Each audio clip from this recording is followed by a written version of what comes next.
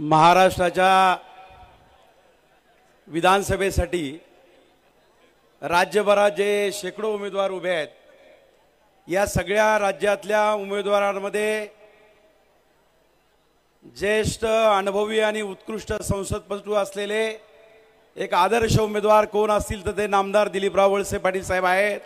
आणि त्यांच्या प्रचाराच्या सांगता सभेच्या निमित्तानं आदरणीय दादा, व्यासपीठ, बंधू भगिनी आणि तरुण सहकारी मित्र, खरं तर ही निवडणूक विधानसभेची आहे आणि कायदे मंडळामध्ये ज्यावेळी आम्ही सदस्य पाठवतो, आमचा नेता पाठवतो, त्यावेळेला जे उमेदवार समोरच्या बाजूला उभे राहिले त्यांच्या हे लक्षात यायला पाहिजे होतं की ही विधिमंडळाची निवडणूक ही काही बाजार समितीची निवडणूक नाही। बाजार समितीच्या निवडणुकीमध्ये काही बोललं तरी चालते आणि कसंही वागलं तरी चालतंय। महाराष्ट्राच्या विधिमंडळामध्ये केवळ आमदारकीची नाही, केवळ मंत्रिपदाची नाही, विधानसभा अध्यक्षपदाची उंची देखील ज्या वळसे पाटलांनी महाराष्ट्रात आणि देशात वाढवली असा नेता आमचा उमेदवार आहे।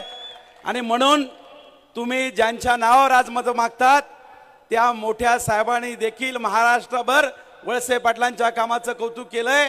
त्यांनी काही माणसं फक्त पद मिळाल्यामुळे त्यांची उंची वाढते। वळसे पाटील साहेब असं एक व्यक्तिमत्व आहे, स्वच्छ चारित्र्य संपन्न, सुसंस्कृत, उत्कृष्ट अभ्यास, प्रशासनावरती वचक, संसदपटू, देशभर त्यांचा आदर्श घेतला जातोय। असं व्यक्तिमत्व आहे, त्यांनी अनेक पदाची, मंत्रिपदाची उंची वाढवली। अशा माणसाला मतदान करण्याची संधी हा आपल्या सगळ्यांच्या आयुष्यातला मतदारांचा एक चांगला योग आहे, आपल्याला एक चांगली संधी आहे। आणि म्हणून मला आंबेगावतल्या सगळ्या मतदारांना विनंती करायची आहे, एकच घटना मी तुम्हाला सांगेल।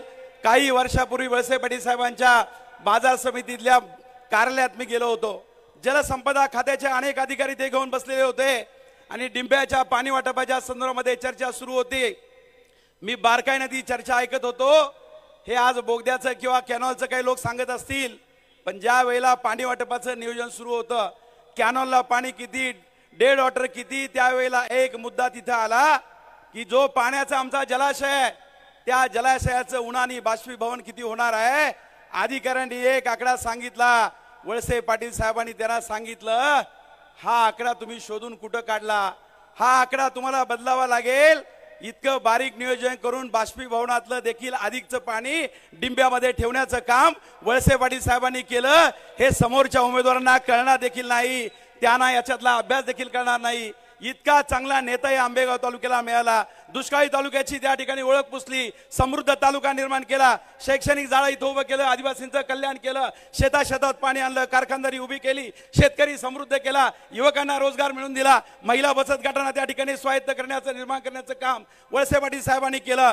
आणि म्हणून पुण्यामध्ये ज्यावेळी मेट्रोच्या निमित्तानं या देशाचे सर्वोच्च पंतप्रधान आदरणीय नरेंद्र मोदीजी व्यासपीठावर आले, संधी मिळताच स्टेजवरच्या एकाच नेत्याला त्यांनी जवळ बोलून घेतलं, ते म्हणजे आमचे नामदार वळसे पाटील आहेत। आणि त्यांना जवळ बोलून घेतलं आणि त्यांच्याशी चर्चा केली।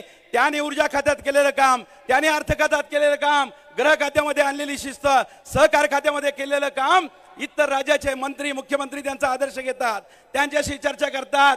आणि इथले नौखे उमेदवार, कुठलाही अनुभव नसलेले, काडीचंही काम न केलेले वळसे पाटलांना आव्हान देतात, अरे तुमचं तुम्ही आत्मपरीक्षण करा। एवढ्या मोठ्या उंचीच्या माणसाला तुम्ही आव्हान देत आहात।